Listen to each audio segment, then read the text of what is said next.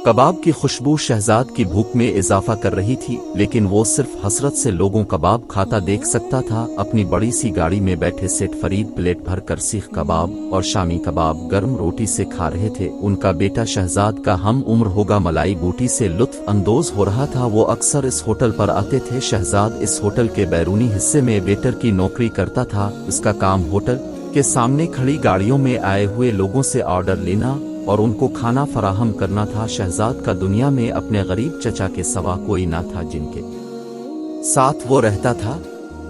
अभी इसे होटल में काम करते हुए चंद महीने ही हुए थे। इसे मामूली की तनख्वाह मिलती थी, जिससे जैसे तैसे गुजारा हो रहा था। जिस होटल में वो काम करता था वहाँ का खाना बहुत महंगा था। शहजाद वो खाना खरीद कर तो हरगिज नहीं खा सकता था। अलबत्ता कभी कभी होटल के मालिक खुश होते थे तो तमाम नौकरों को खाना खुला देते थे, लेकिन ऐसा भी महीने में एक आध बार ही हुआ करता था।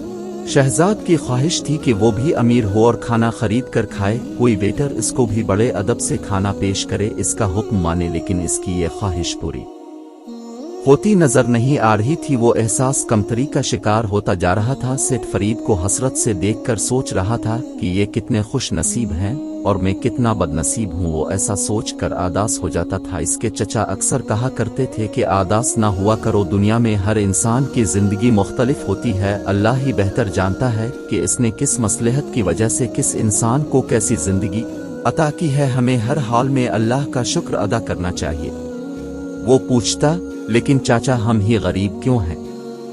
चचा समझाते, बेटा दुनिया में सिर्फ हम ही नहीं लाखों लोग गरीब हैं। अमीर लोगों के अपने मसाइल होते हैं और गरीबों के अपने। अल्लाह सबको आजमाता है। दुनिया में किसको हमेशा रहना भला कामयाब वो है जो अल्लाह की रजा में राजी रहे। शहजाद अक्सर चचा से बहस करता और कभी कभी इसे चाचा की बातों से सुकून भी मिल जाता, लेकिन चंद दिनों के बाद वो सब बातें भूलकर फिर से उदास हो जाता था। इस दिन भी शहजाद बहुत उदासी से लोगों को खाना खाते देख रहा था। बारिश का मौसम था, लोग तफरी कर रहे थे और हुजूम भी बहुत ज्यादा था। सेठ फरीद की गाड़ी आकर रुकी। दिल ही दिल में उनकी किस्मत पर रश्क करके आदास होने लगा। बोझल कदमों से वो सेठ साहिब की गाड़ी के पास खाने का ऑर्डर लेने गया। जी साहिब, क्या खाना पसंद करेंगे?